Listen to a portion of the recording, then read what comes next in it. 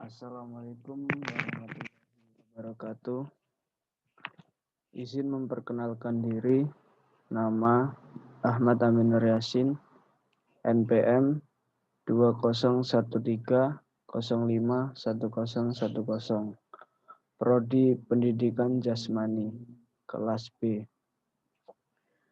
Di sini saya akan mempresentasikan Pancasila sebagai sistem filsafat.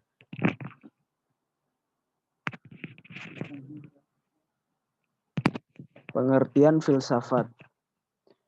Istilah filsafat secara etimologis merupakan padanan kata falsafah dalam bahasa Arab dan filosofi dalam bahasa Inggris yang berasal dari bahasa Yunani philosophia.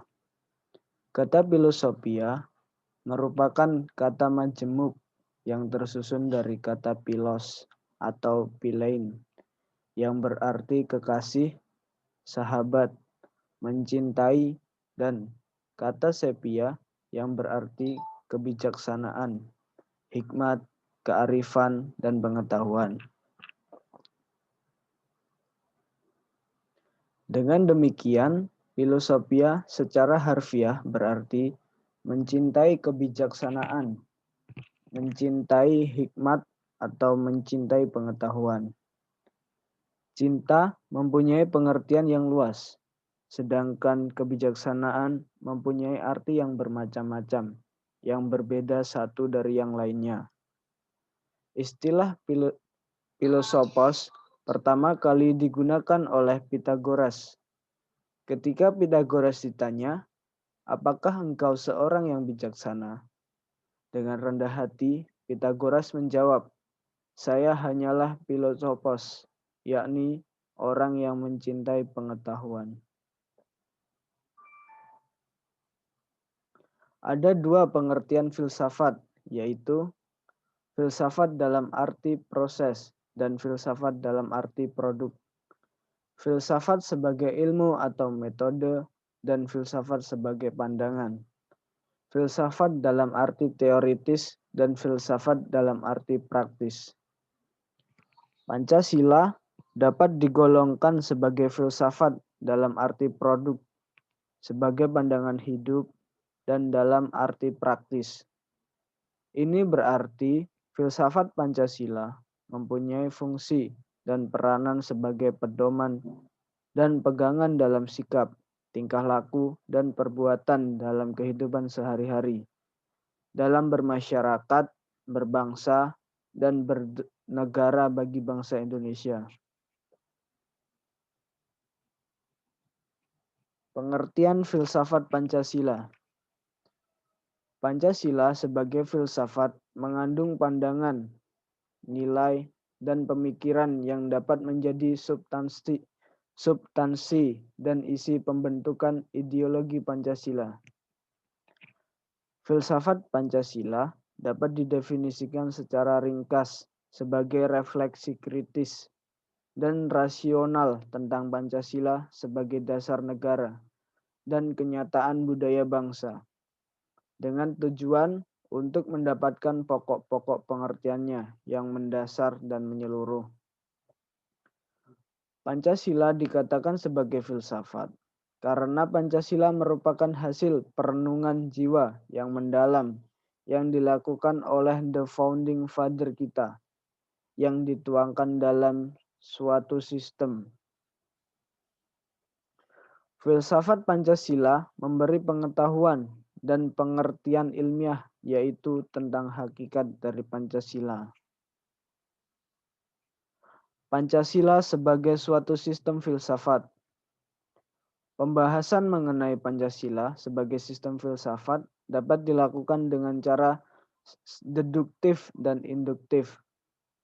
Yang pertama, cara deduktif, yaitu dengan mencari hakikat Pancasila serta menganalisis dan menyusunnya secara sistematis menjadi keutuhan pandangan yang komprehensif.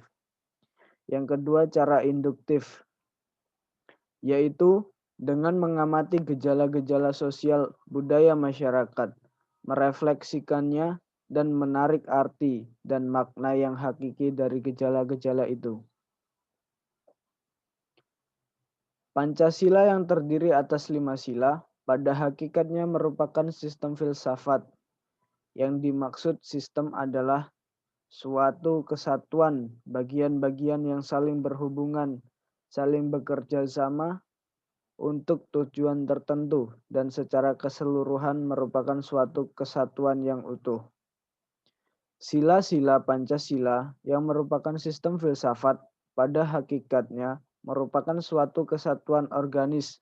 Artinya, antara sila-sila Pancasila saling berkaitan, saling berhubungan, bahkan saling mengkualifikasi.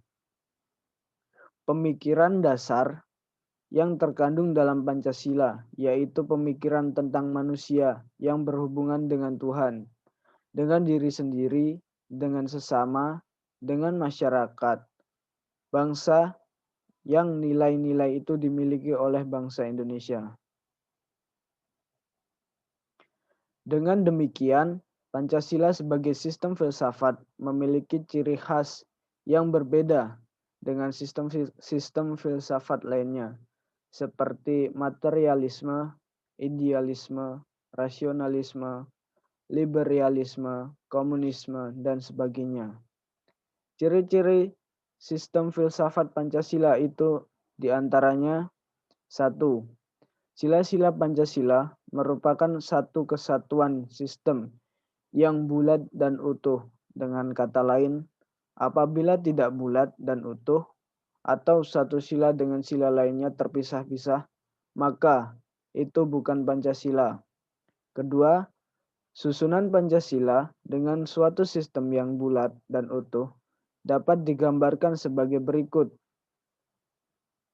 Inti sila-sila Pancasila meliputi Tuhan, yaitu sebagai kausa prima. Manusia, yaitu makhluk individu dan makhluk sosial. 1, yaitu kesatuan memiliki kepribadian sendiri. Rakyat, yaitu unsur mutlak negara harus bekerja sama dan gotong royong. Adil, yaitu memberi keadilan kepada diri sendiri dan orang lain yang menjadi haknya. Membahas Pancasila sebagai filsafat berarti mengungkapkan konsep-konsep kebenaran Pancasila yang bukan saja ditujukan pada bangsa Indonesia, melainkan juga bagi manusia pada umumnya. Wawasan filsafat meliputi bidang atau aspek penyelidikan ontologi, epistemologi, dan aksiologi. Ketiga bidang tersebut dapat dianggap mencakup kesemestaan. Sekian presentasi yang dapat saya sampaikan. Kurang lebihnya saya mohon maaf. Saya akhiri. Wassalamualaikum warahmatullahi wabarakatuh.